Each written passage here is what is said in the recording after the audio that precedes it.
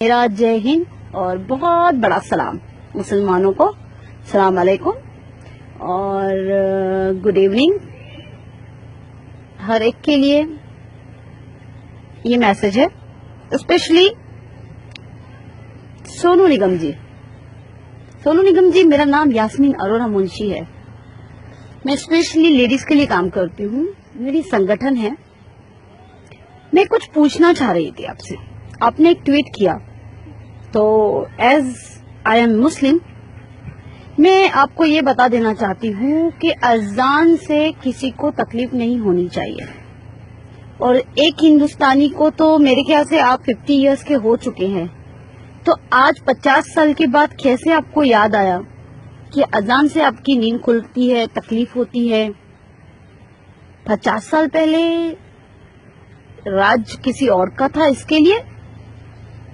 यानी जब बीजेपी सरकार आए तो बीजेपी को खुश करने के लिए मुसलमानों के अजान पे आ जाओ, इस्लाम पे आ जाओ। मुझे एक बात बताओ सोनू निगम जी, ये वीडियो आप तक तो जरूर पहुंचेगा, और अगर आपने मुझे इस वीडियो का जवाब नहीं दिया, मैं मेरी पूरी संगठन के साथ आपके घर आऊंगी, आपसे मुलाकात करूंगी और आपसे इस बारे में जरूर पूछूंगी, क्योंकि स्पेशली मैं लेडीज विंग के लिए काम करती हूँ। तो इसे गुंडागर्दी नहीं कहते, इस अजान को गुंडागर्दी नहीं कहते। गुंडागर्दी कहते हैं 10-10, 8-8, 15-15 आदमी गौरक्षक के नाम पर शैतानी हैवानी हरकतें औरतों के साथ गैंग रेप करे, उसे कहते हैं। कहते हैं कि तूने बीफ खाया है, इसकी सजा है तेरे साथ रेप किया जाए, उसे कहते हैं गुंडागर्दी। उस वक्त क्यों नहीं तुमने ट्वीट किया कि ये ऐसा करना ये गलत है और ये गुंडागर्दी गौरक्षक बंद करे। गौरक्षक के नाम पर अखलाक की जान ली गई, उसे कहते हैं गुंडागर्दी। गौरक्षक के नाम पर गुंडागर्दी करते हुए मेहनाज अंसारी मर गया, उसे मार दिया पुलिस वालों ने। उसकी एक ही खता थी, एक ही गलती थी कि उसने ब्रॉडकास्ट किया था बीफ के मैटर पर। गौरक्षक के नाम पे गुंडागर्दी जो आप कह रहे हो ना, अजान देना और लाउड स्पीकर पे गुंडागर्दी है, तो मैं आपको याद दिला दूं कि उस वक्त आपने ट्वीट क्यों नहीं किया जब अलवर में पहलू खान को गौरक्षकों ने जान से मार दिया।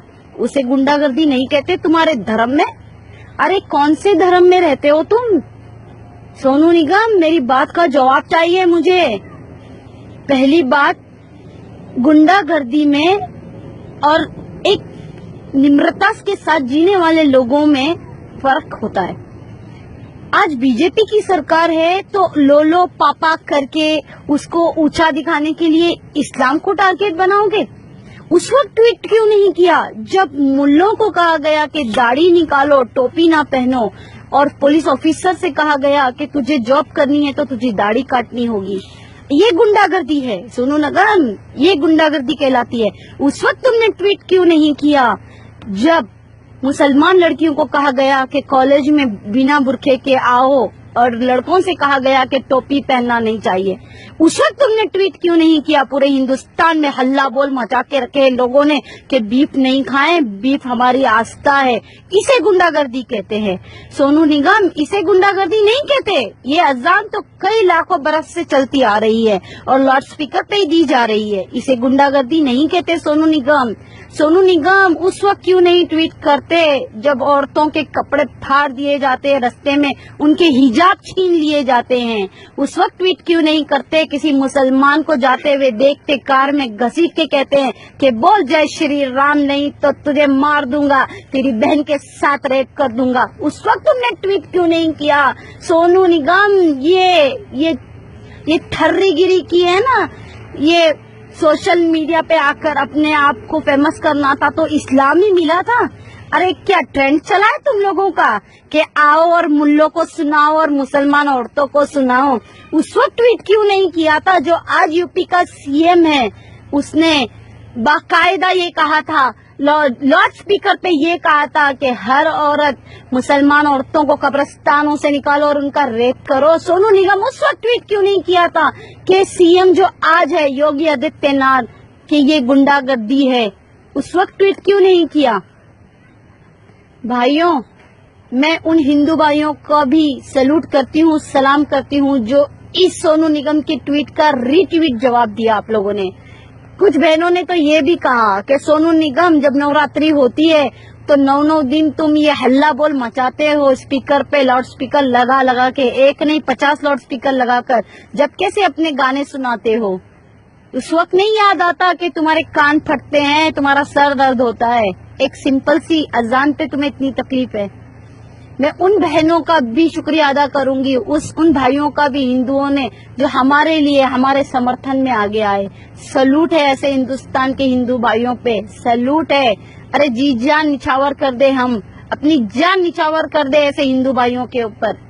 अरे उस वक्त क्यों नहीं ट्वीट करते जब सिखों के ऊपर आफत आती है? उस वक्त क्यों नहीं ट्वीट करते जब दलितों को मारा जाता है? उस वक्त क्यों नहीं ट्वीट करते जो तमिलनाडु के किसान आकर एक एक महीना जंतर मंतर पे बैठे हैं? उस वक्त क्यों नहीं ट्वीट करते? अरे सोनू निगम और अभिजीत,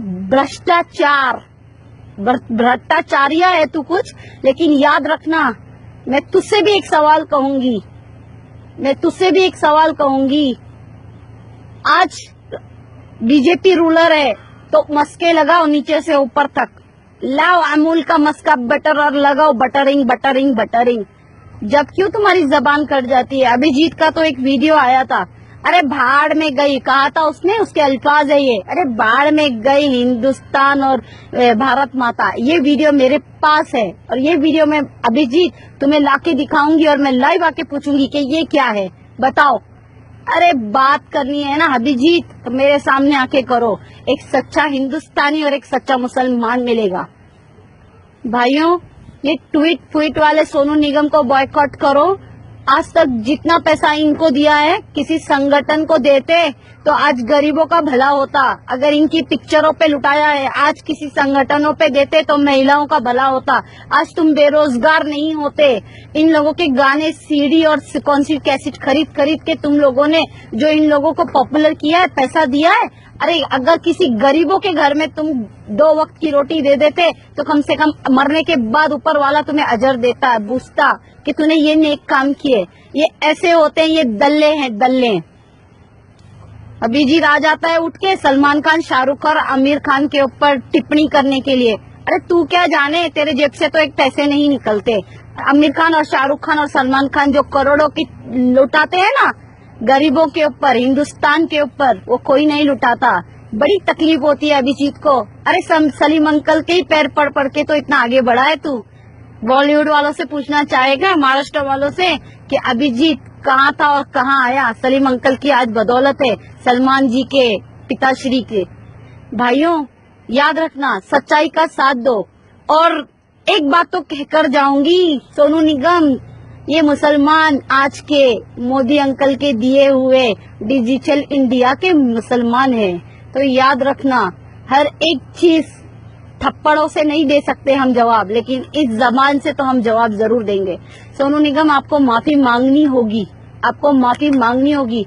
जिंदगी भर इसी मुसलमानों की ईद और बकरी ईद में तुम्हारे लिए लोगों ने अपने पैसे खर्च किए, अपने ईदी के पैसे, और तुम्हारे जो पॉपुलैरिटी तुमको दी है वो गानों में जो तुमने फिल्मों में डाले हैं वो देख कर। याद रखना सोनू निगम, मैं बहुत रिस्पेक्ट करती थी सोनू निगम की, लेकिन मैं ये भूल गई थी सोनू निगम भी पार्टी बदलू है, दल बदलू है। अरे इंसानियत दिखाओ, ना कि इस तरीके की हैवानियत दिखाओ। गुंडागर्दी में और एक सिंपल सी अजान में लाउड स्पीकर की तुम्हें फर्क नहीं मालूम। मैं थूकती हूँ ऐसे इंसानों पे कि जिसको हक की आवाज उठाना नहीं आता। अरे 800 साल मुसलमानों ने राज किया वो नहीं रहा, 200 साल अंग्रेजों ने राज किया वो नहीं रहे, ये 55 साल कांग्रेस ने राज की वो नहीं रही, तो बीजेपी कब तक रहेगी? ये तो सोचो दल्लों, ये तो सोचो कि हर एक का ट्रेंड चलता है, हवा चलती है, और उसकी हवा जाती भी उतनी ही फास्ट है जितनी आती फास्ट है। मुसलमानों की 800 साल की 900 साल की हुकूमत नहीं रही इस देश पे, 200 साल अंग्रेजों की हुकूमत नहीं रही, 55 साल की कांग्रेस की हुकूमत नहीं रही, तो ये 8-10 साल की बीजेपी की हुकूमत और कितने साल रहेगी? भाइयों, बातें मेरी कड़वी होती है लेकिन दम होता है मेरी बातों में, सच्चाई होती है, मैं सच्चाई बोलती हूँ। और याद रखना, ये भी हो आएगा दिन, कल मुसलमान कोई प्रेसिडेंट बनेगा और मुसलमान कोई प्राइम मिनिस्टर बनेगा और मुसलमान की सत्ता आएगी, तो ये सारे दल्ले फिर उस वक्त मंदिर की टिप्पणी करेंगे, उस वक्त मंदिर की टिप्पणी करेंगे। आज भी कहती हूँ, हम मुसलमान तुमसे कई लाखों दर्जात में हम अच्छे हैं, क्योंकि इतनी साल हमने अपनी जिंदगी गवा दी हिंदुस्तान में।